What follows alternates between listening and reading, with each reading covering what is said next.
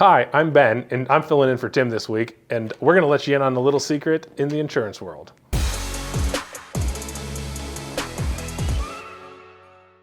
So as I alluded to in the beginning, we're going to be touching on insurance today, but I thought we would kick it off with what insurance actually is. I think the traditional idea of insurance is that it's life insurance and that maybe it's term insurance, but there is also other types of insurance. And today I'm going to touch on the little secret of the other types of insurance pertaining to annuities and cash value policies. Those are the two types of insurance that deal with a bucket of money, where a term policy does not have a bucket of money associated with it. Some people like to utilize annuities and cash value policies for investment products.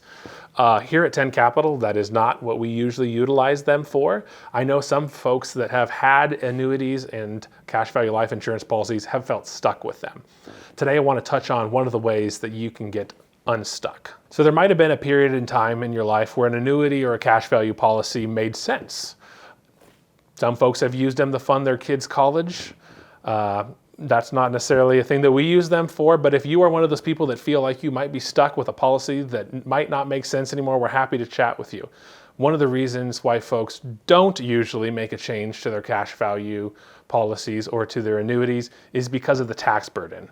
Insurance products grow tax deferred, meaning that you don't pay tax on them, just like an IRA, until you start taking money out of them, which could mean that over a period of time, you've built up sizable unrealized gains in a product like a cash value policy or an annuity that you don't want to pay tax on when you withdraw them. So today, I'm going to introduce you to the 1035 exchange.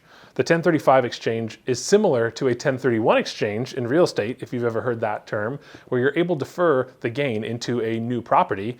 But in this scenario, we're taking the gains and deferring them into a new insurance product that might make more sense for where you are at in your stage of life.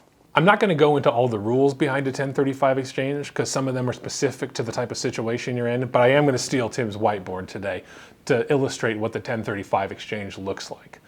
And we're going to have to do a little accounting speak here, so bear with me as I get into this. CB is going to stand for cost basis. Cost basis is the amount of money that you have already paid tax on. In this scenario, we're going to say that your accumulated cost basis is $100,000. That could be that you've put in a $100,000 lump sum, or it could be that over a period of time, your premiums have amounted to $100,000. And what we're going to assume is at this point in time, that you no longer think that this particular product that you're in, be it a cash value policy or an annuity, is appropriate for where you're at in life, and that one or the other might be a more appropriate option for you. And so working with an investment advisor or an insurance planner to help you do this, you determine what new product is going to be the best for you. And then let's assume though that there is cash value, so that's the portfolio side, that says you have $170,000 in value in this insurance product, which means you have $70,000 in unrealized gain. That becomes realized if you were to pull that $170,000 out and go buy a boat or a house. We'll say a house because I can draw a house better than I can draw a boat on this. So if you took the $170,000 out of the policy, you'd have $70,000 in taxable income that you're going to pay in the year in which you pull that out. In this scenario, we're able to take that $70,000 in addition to the money you've paid, so $170,000, and move that into a new insurance product where you're able to take the money out, be it against that $170,000 or the death benefit as a tax-free benefit over a multi-year period of time if it's against the death benefit as structured income, or as an annuity, which again is going to be paid out as a structured dollar amount each month or yearly. The benefit to the 1035 exchange is much like that of the IRA, where you're getting growth on the tax deferral.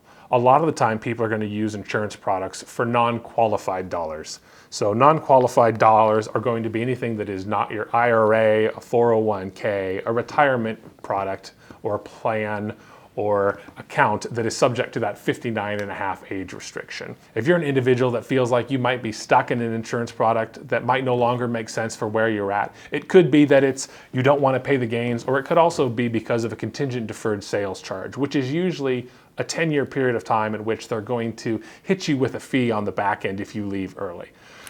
We have multiple advisors here at 10 Capital that are licensed in the insurance world and happy to take a look at your policy to help you determine if, one, it's still right for where you're at in your period of life, or if it might be something that we want to look at surrendering or taking advantage of the 1035 exchange into a product that could make more sense for where you're at in life. As always, happy to help. Please reach out, and until the next time, have a wonderful Thanksgiving.